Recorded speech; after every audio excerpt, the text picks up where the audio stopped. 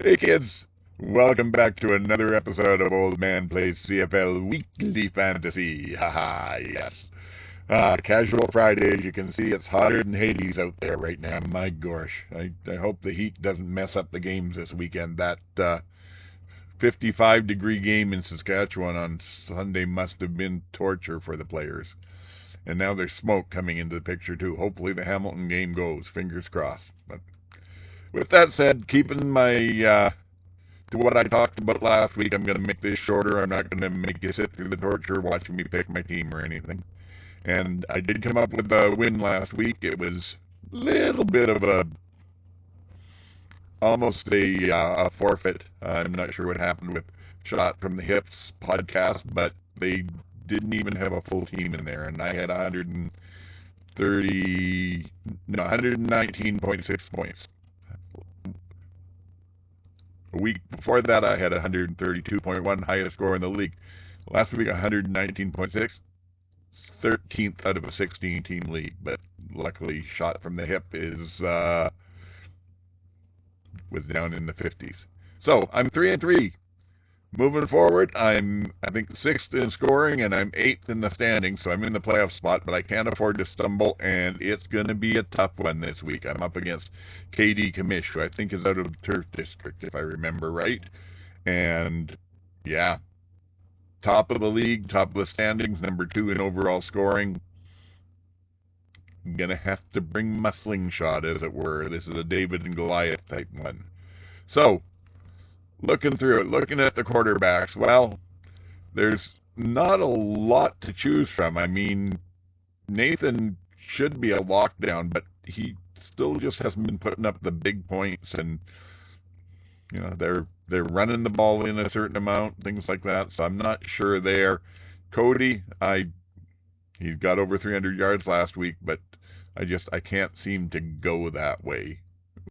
Ottawa and Winnipeg, we got either Mayor or MBT on one side and Zach or Drew Brown on the other, and neither of those actually gives me any excitement.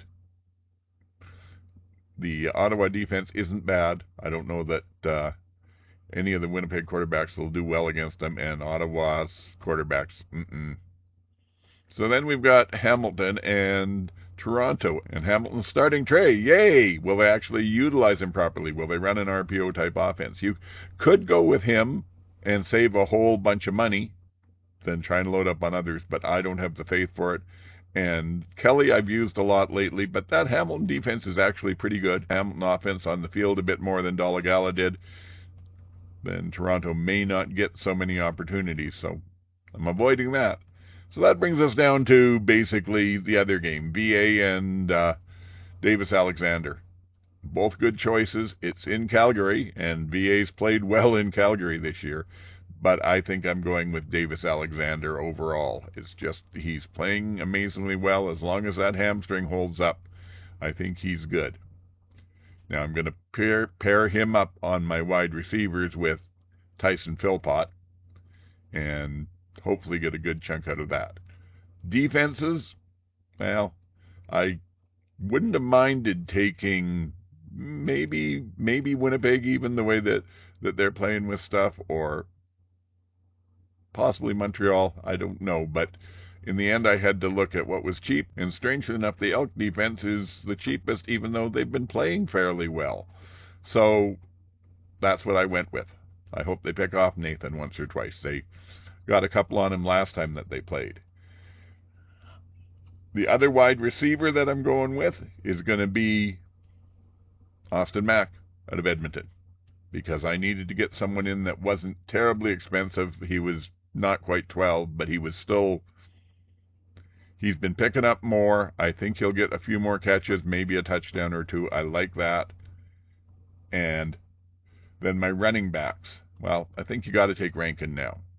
Everybody's taking him, at least in my league. I don't know that he'll do so well against BC, so I'm taking him as almost a defensive pick, so that if he does well, I get something out of it. I'm hoping a lot of people will take him as their captain. A lot did last week, and I don't see him doing as well against BC again. He'll get in some yardage, and he's worth picking. He'll probably get 20 points. But I'm thinking making a quarterback captain is a smarter move this week. And then the last one, my flex, well, I was down to under 4K that I had to spend, and went looking around, and Javon Leak.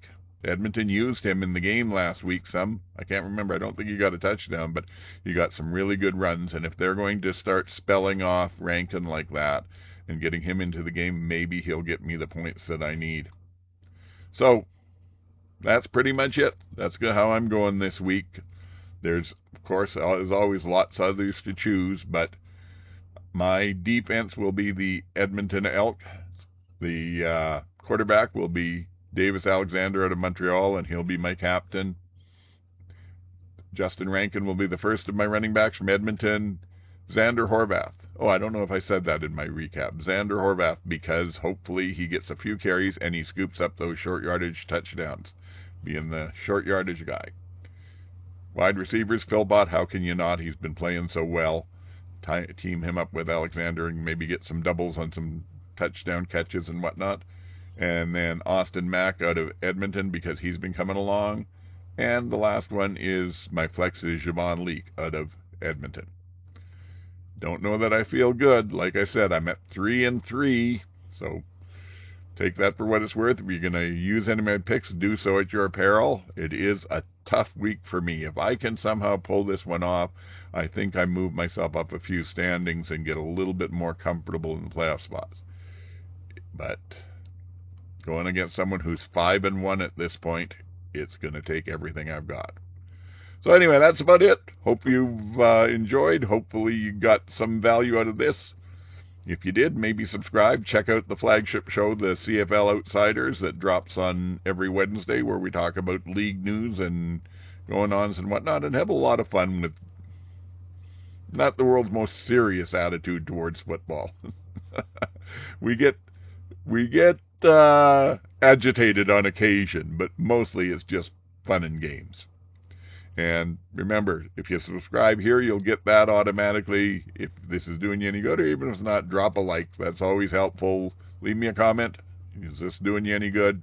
And on the pod machines, the podcatchers, Apple and all that, a 5-star rating is always nice, and leave a review. Most of you have already turned out, probably, but I got to do the beg at the end. Got to keep trying to grow the CFL Outsiders world empire.